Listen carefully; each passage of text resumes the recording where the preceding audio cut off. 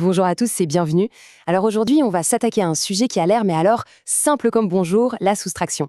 Sauf qu'on va voir que derrière ce tout petit signe moins, il se cache un monde absolument fascinant de logique, d'histoire et même de technologie.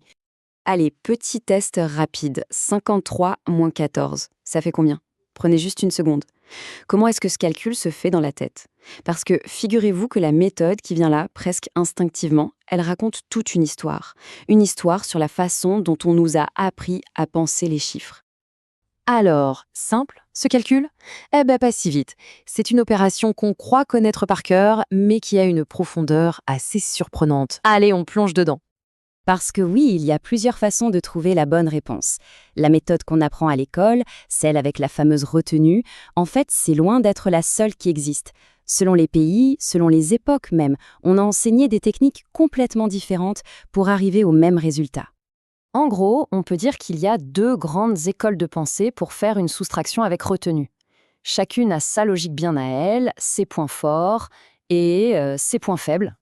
Chez nous, en France par exemple, on apprend le plus souvent la méthode dite par compensation.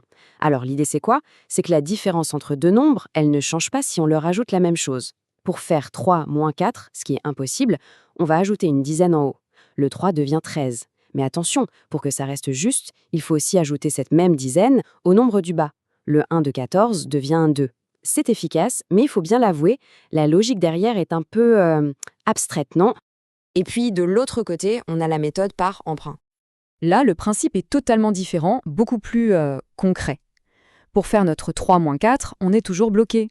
Alors, au lieu d'ajouter des dizaines partout, on va en emprunter une à la colonne d'à côté. Le 5 de 53, il devient un 4. Et la dizaine qu'on a piquée, elle se transforme en 10 unités qui viennent s'ajouter au 3. On a donc 13.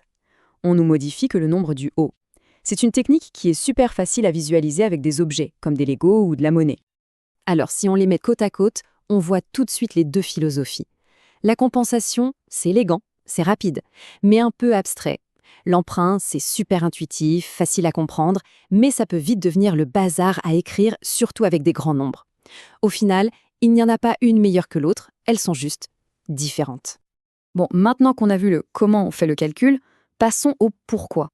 Parce que le signe moins, en réalité, il ne veut pas dire qu'une seule chose. Non, il cache trois concepts bien distincts. D'abord, il y a la soustraction qui veut dire retirer. C'est le plus classique. J'ai 5 pommes, j'en mange 2, il en reste 3. Facile. Ensuite, la soustraction peut servir à compléter. Par exemple, j'ai 2 euros, le jeu que je veux en coûte 5, combien il me manque? Il manque 3 euros. Et enfin, elle sert à comparer, à calculer un écart. J'ai 5 ans, mon frère en a 2, quelle est la différence d'âge? 3 ans. 3 situations du quotidien qui n'ont pas grand-chose à voir mais qu'on résout avec une seule et même opération. C'est quand même fou. Ok, maintenant, changement de décor total. On quitte l'école pour le monde des ordinateurs. Comment une machine, qui n'est au fond qu'un assemblage de circuits, comment est-ce qu'elle se débrouille avec tout ça? La réponse est aussi simple qu'elle est brillante. Et là, attention, petite révélation. Les ordinateurs ne savent pas soustraire. En tout cas, pas directement. Les processeurs au cœur de nos machines n'ont pas de circuit dédié à la soustraction. Tout, absolument tout, est fait avec des additions. Mais alors, comment c'est possible? Le secret, c'est une règle de maths toute simple. Soustraire un nombre, c'est ajouter son opposé. Pour faire A moins B, un ordinateur va en fait calculer A plus l'opposé de B. C'est une astuce de génie qui simplifie énormément la conception des puces électroniques.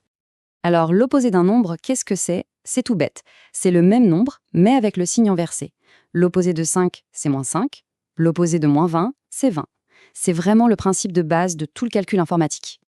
Maintenant, pour comprendre comment l'ordinateur fait pour trouver cet opposé, il faut qu'on parle sa langue. Et sa langue, c'est le binaire. Un monde où absolument tout est écrit avec juste des 0 et des 1. Oui, en binaire, chaque nombre, chaque lettre, chaque instruction, c'est juste une suite de 0 et de 1, on ou off. C'est la seule chose que les circuits comprennent. Et c'est sur cette base toute simple que repose, toute l'informatique moderne. Juste pour se faire une idée, voilà à quoi ressemblent nos chiffres de tous les jours dans ce monde binaire. Le nombre 5, par exemple, va s'écrire 0, 1, 0, 1 sur une série de 4 bits. Et la méthode magique que les ordinateurs utilisent pour transformer la soustraction en addition, elle a un nom, c'est le complément à 2. C'est une technique super ingénieuse pour trouver l'opposé d'un nombre en binaire. Alors, accrochez-vous, on va voir comment ça marche avec notre exemple 5 moins 2. D'abord, l'ordinateur prend le nombre 2, qui s'écrit 0010 en binaire. Première étape, il inverse tous les bits. Les 0 deviennent des 1, les 1 deviennent des 0, donc 0010 devient 1101. Facile. Deuxième étape, à ce résultat, il ajoute 1. Donc 1101 plus 1, ça nous donne 1110. Eh bien, ce 1110, c'est la représentation binaire de moins 2. Et à partir de là, c'est gagné. Il suffit d'additionner 5, 0101, et notre moins 2, 1110. Le résultat donne 10, 0111. On voit qu'il y a un 1 en trop au début. On l'ignore tout simplement, et il nous reste 0011. Et 0011 en binaire, c'est 3. Et voilà, on a fait une soustraction sans jamais soustraire. C'est pas magnifique ? Alors, la prochaine fois que vous poserez une soustraction ou que votre calculette affichera un résultat, repensez à toute cette complexité cachée. Et ça pose une question, non ? Si un simple signe moins peut être aussi riche, aussi profond, quels autres concepts de notre quotidien, qu'on croit connaître par cœur, est-ce qu'on a tenu pour acquis sans jamais voir l'univers qui se cache derrière ?